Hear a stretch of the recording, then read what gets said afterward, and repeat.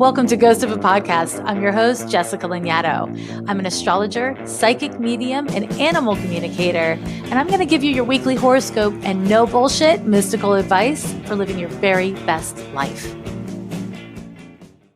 Puppies, kittens, there's something very important for me to tell you, and that is that I am doing the first Ghost of a Podcast giveaway. I am so excited. The whole month of August 2019, in honor of Ghost of a Podcast's 1-year anniversary, I will do a weekly giveaway, and this is how you enter. It's so easy. Go to Apple Podcasts, whether or not you listen to the show on Apple Podcasts, go to Apple Podcasts and give the show a 5-star rating. And in your review, include, of course, kind words. We love kind words, but also include your either Twitter or Instagram social media handle. And you have to specify whether it's Twitter or Instagram, and you have to spell your handle right. And once a week, I'm going to pick a name, and you will be contacted directly by me, and I will hook you up with some adorable swag. That's what's going to happen. It's going to be cute. It's going to be so cute. And if you've already written me a review, first of all, thank you. And second of all, just go in, edit your review, and you'll be entered to win. See how simple that was? I think it's pretty simple. I'm really excited to do a giveaway. It's my first giveaway. So, be a part of it. Be a part of the Ghost of a Podcast magic. Happy birthday to us. It's Ghost of a Podcast time. This week I have a question, and it says, over the weekend I was talking to a friend who doesn't really believe in witchy shit about witchy shit. I was saying how sometimes you just have to trust that the universe has your back and that negative things or feelings are happening in the present and the universe's way of helping you grow and prepare for other things. My friend came at me with the question, would you say that to a starving child? Does the universe have their back? As a vegan, I'm used to this kind of question in regards to veganism, and I am equipped to answer it. However, in regards to the universe and astrology, I wasn't sure what to say. How do you answer this kind of question? Thank you for all you do, Helen. This is a really important question. Can we use all of our sweet little manifestation platitudes for them? Can they be expected to believe that this is part of a greater growth experience? And there isn't a simple answer. I do believe in a lot of things. I am a person with a lot of faith. My faith is not in God as it is traditionally regarded. But I do believe in energy, and I do believe that there is consciousness outside of humans and animals and plants on this planet. And this is my take. The universe is not fair. The universe is not symmetrical. The idea that everything is going to be okay is really a nice platitude.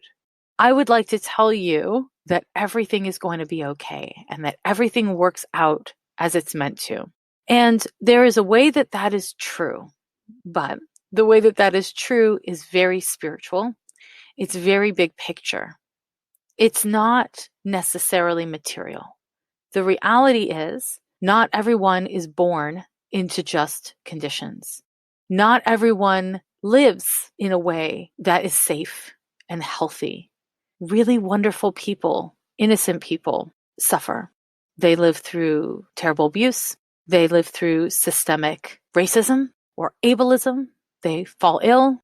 It is not a punishment to have bad things happen to you. It feels like a punishment, but it's not a punishment. It's life. Unfortunately, life is not symmetrical and just. Life is not inherently good. I wish I could tell you it was, but that kind of spiritualism is not really for me. And if it's for you, I want to say I respect that. And we don't have to see the universe in the same way in order to agree in some things. But I will say this, just because the universe is not just, is not carte blanche for you to not be just. Within my spiritual belief system, I really do believe we have come here to really navigate between two choices in all things. And those two choices are fear and love. The reality is that is not just an emotion or a train of thought that I'm referring to. It's actions. When your actions come out of fear, you take a job at a company that's doing something terrible because you feel like you need the money. When it's coming out of love, honestly, you might take that same shitty job, but you do it with a different energy and with a different set of intentions. And maybe you hold it differently, and so it doesn't break you down. Love and fear are deeply motivating feelings. They motivate the very worst of our behaviors and the very best of our behaviors, both towards ourselves and towards others.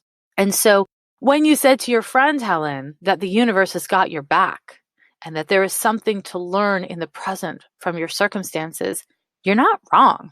That's not untrue. However, it is absolutely a different thing when you are saying that from relative safety and privilege versus, let's say, starvation or profound oppression. When you're a person living in a body and you are in the most dire of circumstances, you don't have a lot of choices, and the choices you have aren't great. However, you can choose love. You can choose to do your best in the worst of situations and in the worst of circumstances. You absolutely can make that choice. And when we say the universe has your back, that does not mean if you're in the worst of circumstances and you do the best of things that you are guaranteed a reward. That's not what it means. It's this very human, very material idea that you do something good and then something good happens for you.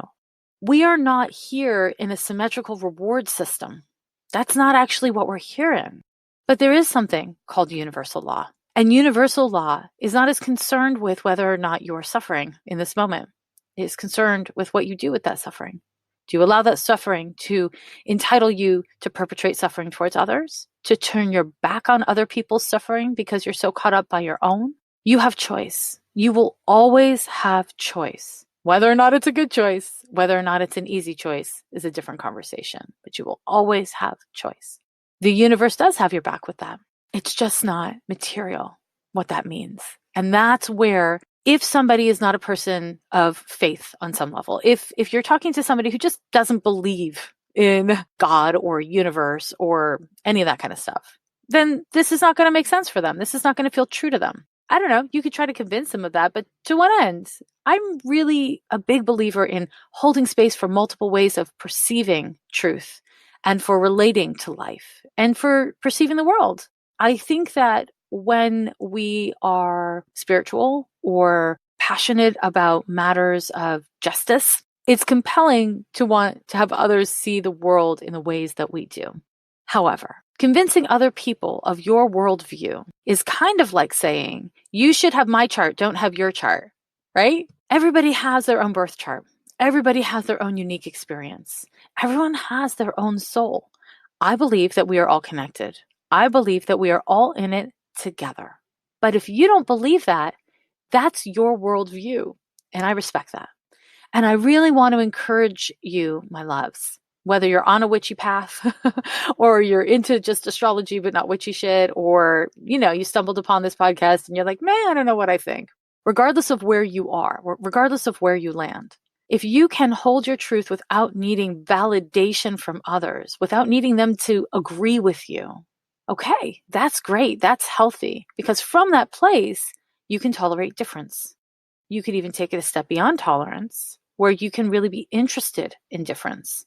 And as you're interested in difference and you explore difference, it is not only easier for you to hear other people and maybe change your mind, maybe not, but it is easier for others to hear you. Because if I have an agenda and I'm trying to force it down your throat, whether I'm trying to be covert or not, you're going to feel it. And if you're anything like me, you're going to resist it. I really want to encourage you to explore this idea of, if manifestation is a thing, if you can manifest, if the universe has your back, how do you make peace with all the fucking terrible things that make no sense in a symmetrical universe? I really believe that when we see terrible things in the world, and if you're not seeing terrible things in the world, girl, open your eyes. What are you doing? When we see terrible things in the world, we must get angry. We must feel hurt and sad and upset, because those feelings are healthy and appropriate in reaction to those terrible things. But then if we allow that anger and that rage and the fear that comes from it to motivate our actions, it drains us of energy. And you can do that for a period of time, but really long term, acting from rage and anger, it drains you. My belief is that if we experience those emotions But ultimately, if we focus on what we love, the positive, our connection to what energy can I put into the situation? What actions can I bring to the situation? What assets can I bring to the situation? If we motivate through love, through positive participation, generative participation, then maybe we'll help, but also our efforts are sustainable. This is very important. Our efforts must be sustainable, because if the way you are trying to fix a problem is at the expense of your own soul, it's either going to destroy you or you're going to stop doing it, right? It's not the most effective way of going.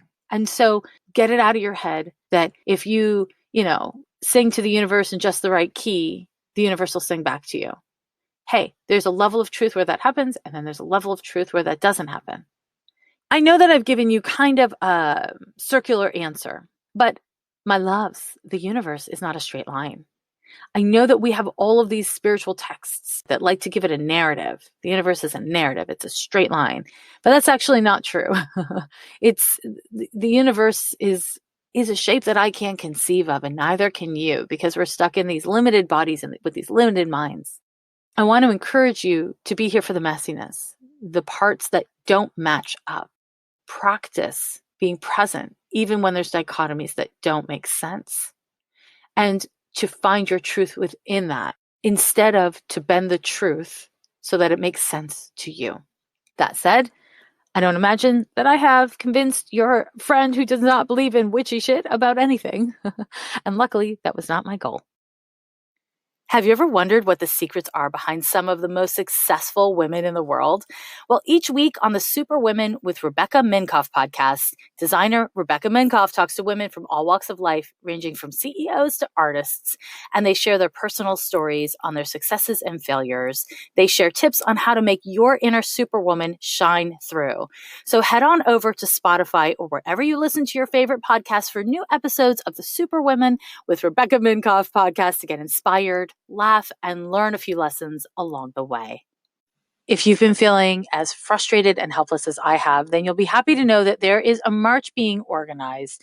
WeThePeopleMarch.org is organizing a march on Washington, D.C., September 21st. It's a Saturday. If you can make it out there, go to that website, WeThePeopleMarch.org, and sign up. If you can't make it to D.C., you can host your own Solidarity March or join a Solidarity March in your area. We the people are marching to be seen and heard. We are marching to remind our elected officials that they work for us. We are marching because the current regime is a threat to our democracy and our values.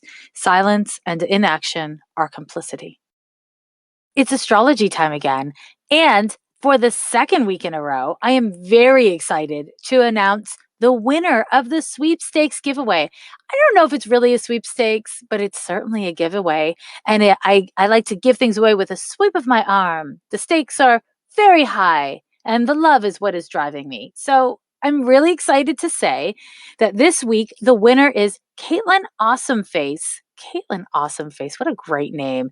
Caitlin says, I don't miss an episode of Ghost of a Podcast. Part astrology, part therapy, part empathy. It's just the weekly reset I and everyone need. Thank you for your wisdom and guidance, Jessica.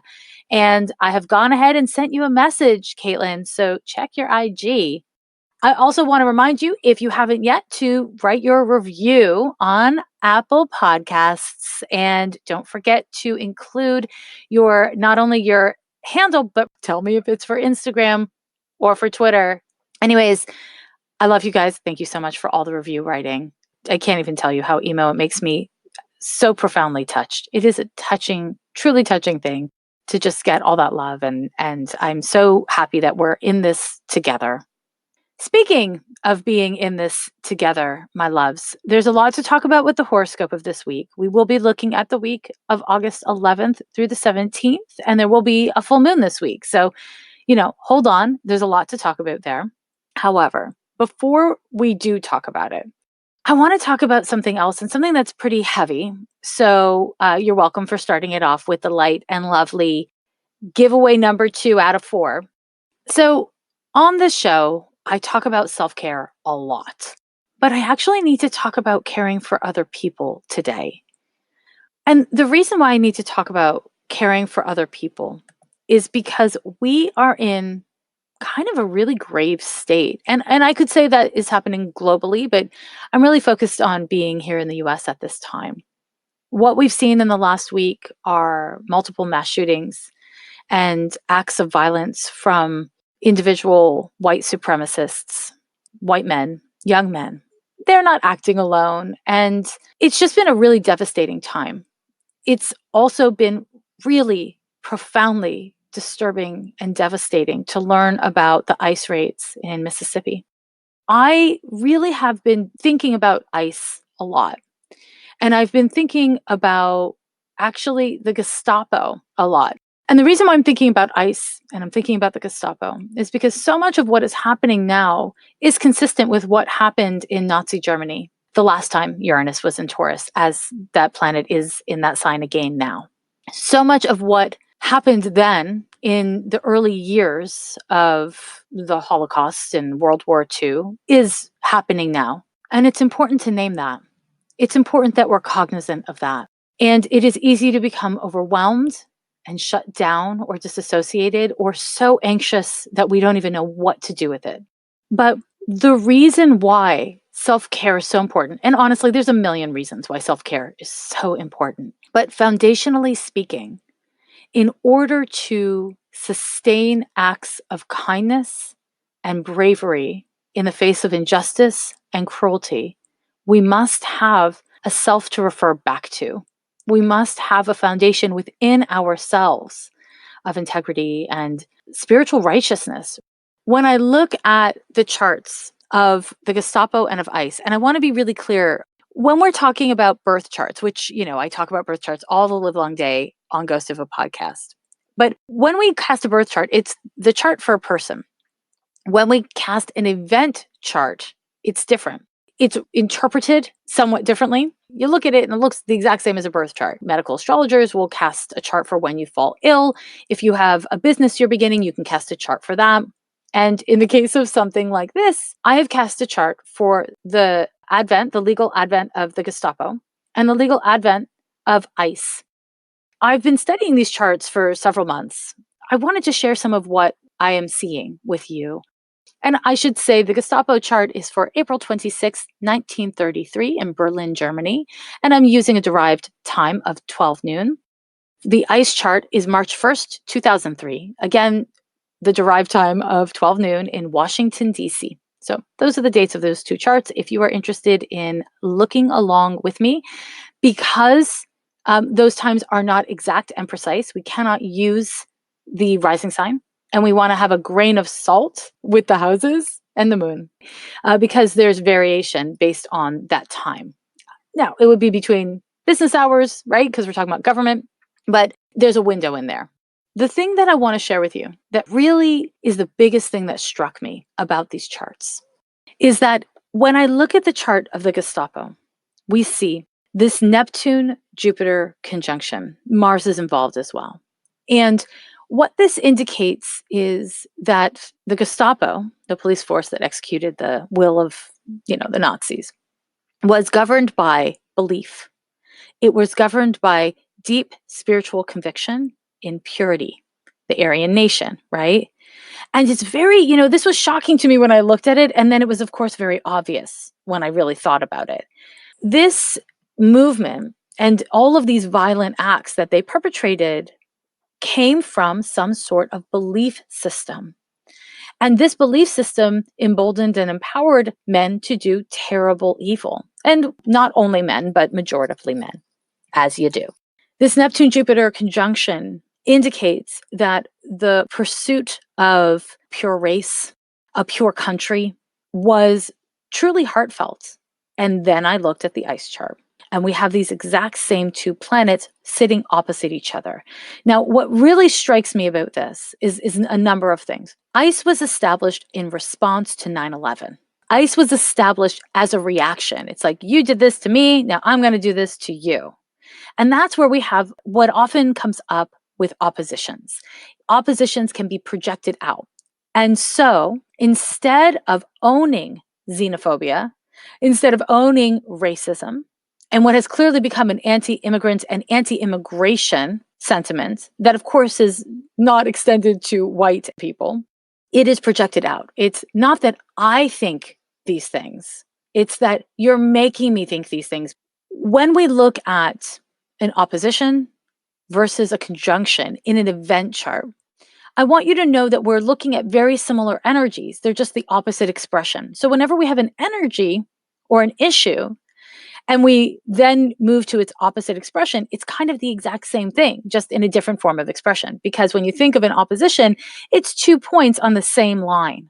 What we have here is this iteration of ice being governed by a spiritual, deep belief in the superiority of some people over others, in the need to preserve some sort of purity or perfection. Because of this theme, I want to be really clear.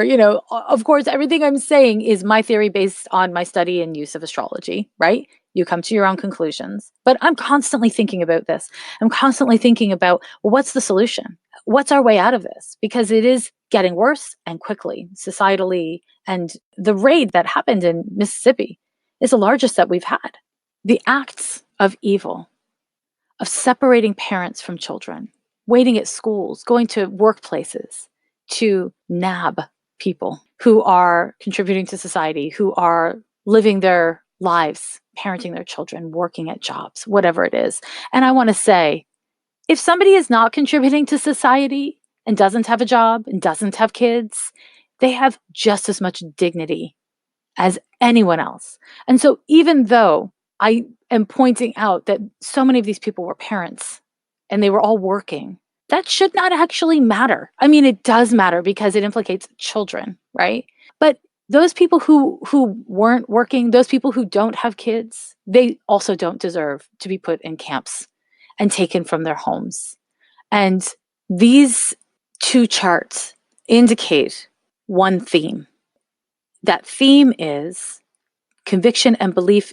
And here's the thing that's very important, right? It's that ICE, Gestapo, whatever it is, whatever militaristic or police forces we're talking about, those are populated by people, thousands of people. And that means that society has to agree with these task forces, with these militaristic forces. Society has to participate in violence and xenophobia and violent racism, or let it happen without intervening. That's the only way for it to work. And so I want to say really clearly that when I look at these charts, what it really hammers home for me about ICE is that there is no reform of ICE. That's not going to happen. It's predicated on so many evils that come from xenophobia. There's no reforming it. It needs to be dismantled. It needs to be defunded. And so if you've been feeling helpless and hopeless and not sure what to do about ICE, what I want to encourage you to do is to call your members of Congress, call your senators, and demand that they defund ICE. If you have legal skills, if you have cash to give to the ACLU, seriously, this is where we need to go, is to completely dismantle and defund ICE because it cannot be reformed. That's not the way to go. It's to end it. It's to crush it. I'm sorry, that was a cheesy metaphor for a serious topic, but let's crush ICE, shall we? Now, I want to say one more thing about these 2 charts. They both have fixed stelliums. So in the case of the Gestapo, it's 4 planets in Taurus.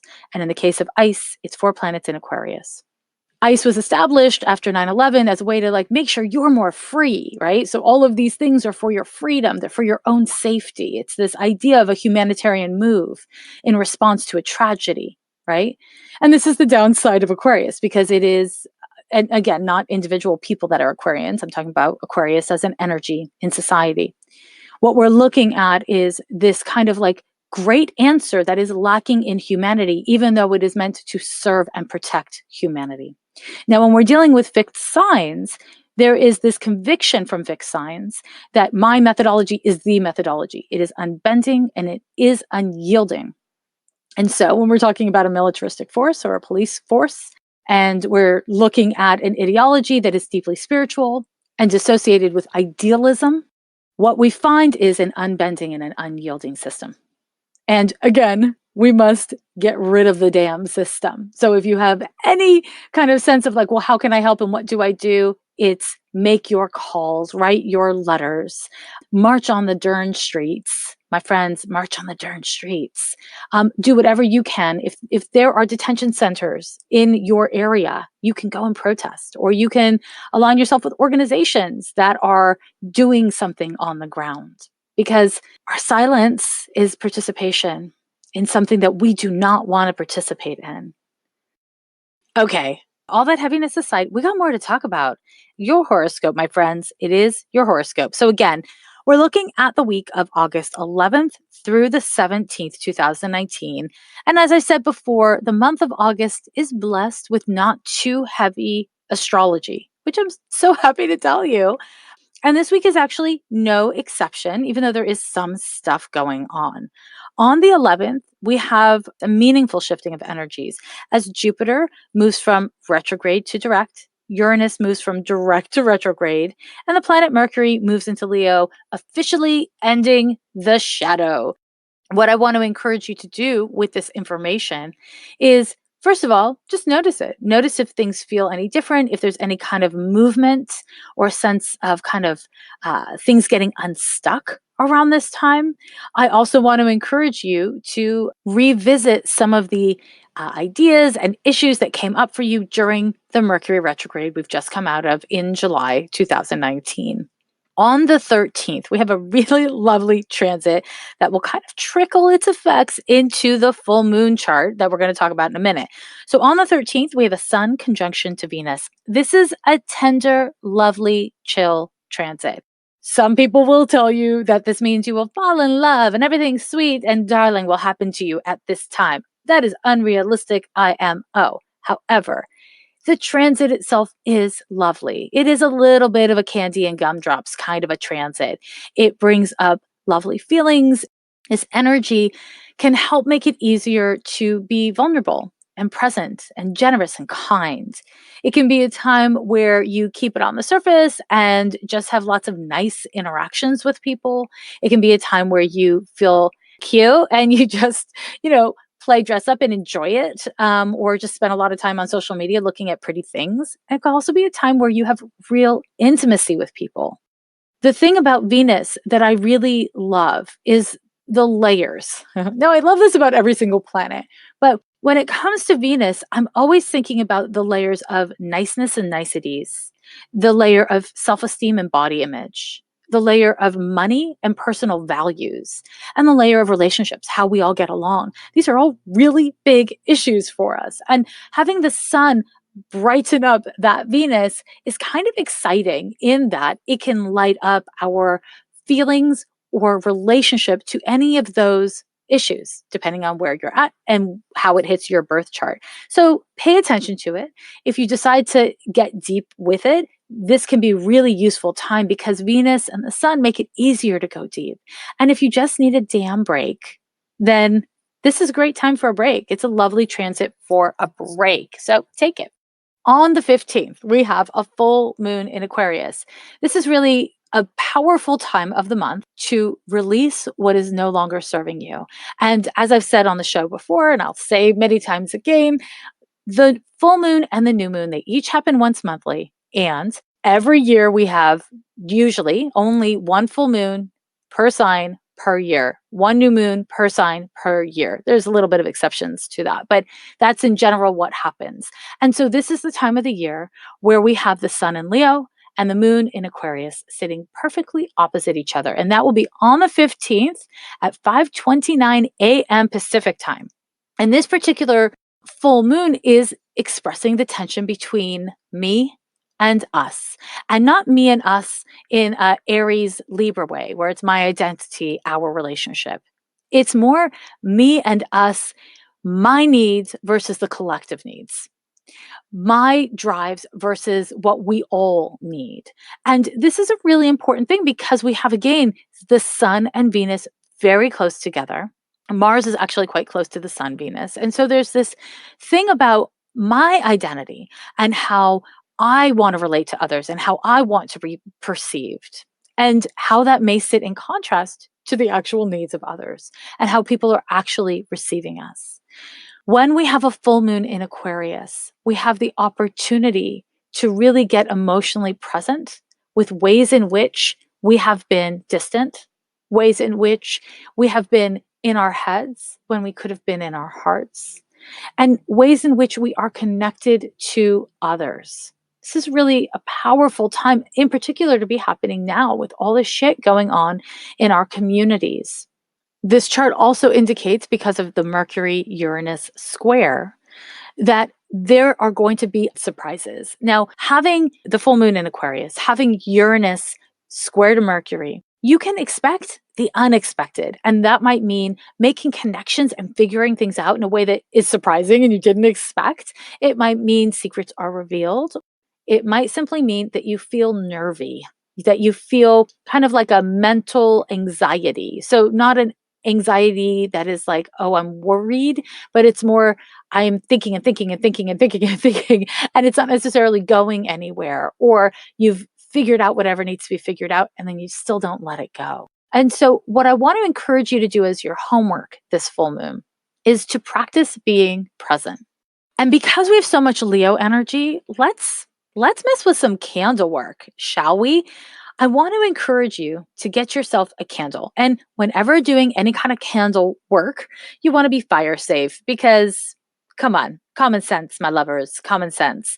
So, what fire safe candle work means is get yourself a nice bowl that's not made out of plastic, a nice bowl, and put water in it. And then get yourself one of those candles that comes in a glass container. And when you light your candle, if you want to leave it lit, or if you just leave it lit for a little while, you pop it in water, in a bowl with water. So if, God forbid, it falls over or whatever, it's safe.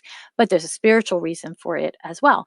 When we pair fire with water, it's action that is heartfelt. Action is fire, and water represents the heart. It's emotions. It's a spiritual conductor. And when we light up our spiritual conductors, it's kind of really potent. And so I want to encourage you, if you can, to get yourself a little candle and get yourself, I don't know, a nail or a pen that doesn't work or a pencil, and to carve into the top of the candle. And I personally love working with 7-day candles, but you can use a votive if that's all you got. Carve into the candle whatever it is that you need or want to light up in your life so that you can release it. What you want to become more present with so that you can let it go. And that might mean, fear around things in society. That might mean old trauma from your childhood. That might mean really owning the fact that you haven't gotten over your ex so that you can finally let it go. I know it sounds paradoxical. I'm telling you to bring something up so that you can release it. But you can't really let go of a thing you're not holding, can you?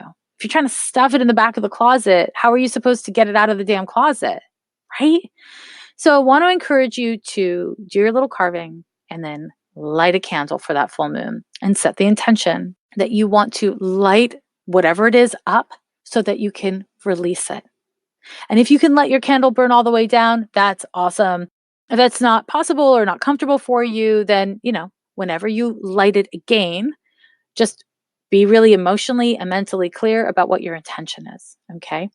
And if, again, lighting candles is not your jam, if that doesn't make sense for you, you can convert this advice into a journaling exercise. There's a lot of ways you can play this out, but I do encourage you to really light things up so that you can love yourself enough to let them go. Now, as I mentioned, there is a Mercury square to Uranus in this chart. It's actually exact the following day on the 16th. Mercury square to Uranus, it brings up a lot of distraction because your mind is so stimulated and your nervous system is so stimulated that it can find you just distracted and like thinking too many thoughts in too many directions, and it's not super helpful. And so what I want to encourage you to do is breathe before you speaketh.